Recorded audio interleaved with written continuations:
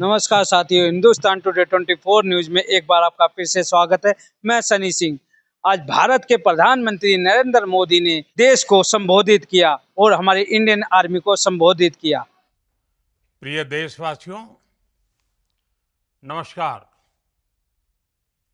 हम सभी ने बीते दिनों में देश का सामर्थ्य और उसका संयम दोनों देखा है। मैं सबसे पहले भारत की पराक्रमी सेनाओं को, सशस्त्र बलों को, हमारी खुफिया एजेंसियों को, हमारे वैज्ञानिकों को, हर भारतवासी की तरफ से सैल्यूट करता हूं। हमारे वीर सैनिकों ने ऑपरेशन सिंदूर के लक्ष्यों की प्राप्ति के लिए असीम शौर्य का प्रदर्शन किया। मैं उनकी वीरता को, उनके साहस को, उनके पराक्रम को आज समर्पित करता हूं हमारे देश की हर माता को, देश की हर बहन को और देश की हर बेटी को ये पराक्रम समर्पित करता हूं। साथियों, 22 अप्रैल को पहलगाम में आतंकवादियों ने जो बर्बरता दिखाई थी, उसने देश और दुनिया को झकझोर दिया था।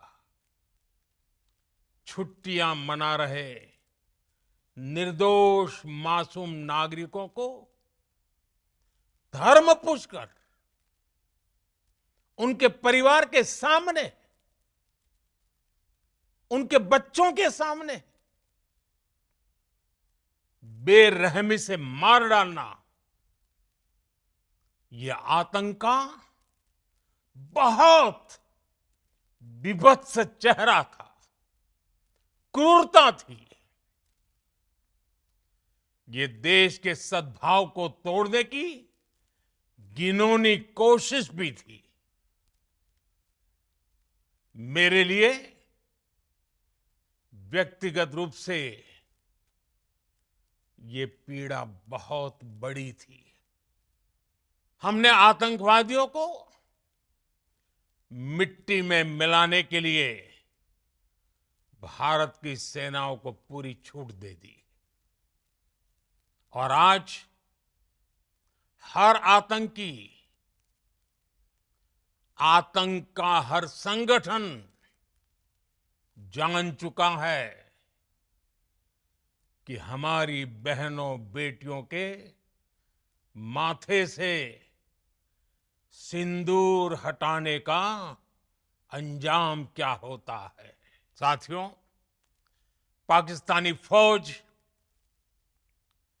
पाकिस्तान की सरकार जिस तरह आतंकवाद को खाद पानी दे रहे हैं, वो एक दिन पाकिस्तान को ही समाप्त कर देगा। मैं एक बार फिर भारत की सेना और सशस्त्र बलों को सैल्यूट करता हूं। हम भारतवासी के हौसले, हर भारतवासी का एकजुटता का शपथ, संकल्प, मैं उसे नमन करता हूं। बहुत बहुत धन्यवाद। भारत माता की जय। जम्मू कश्मीर के अंदर 2 से 3 आतंकवादी अभी भी छुपे हुए हैं, जिनको हमारी इंडियन आर्मी ढूंढ रही है। पाकिस्तान ने सीज फायर का उल्लंघन किया और जवाबी कार्रवाई में हमारे इंडियन आर्मी ने भी मुंहतोड़ जवाब दिया। आज से 4 से 5 घंटे पहले ही कुछ आतंकवादियों ने जम्मू कश्मीर में फिर हमला किया। हमारी इंडियन आर्मी ने एक आतंकवादी को ढेर कर दिया।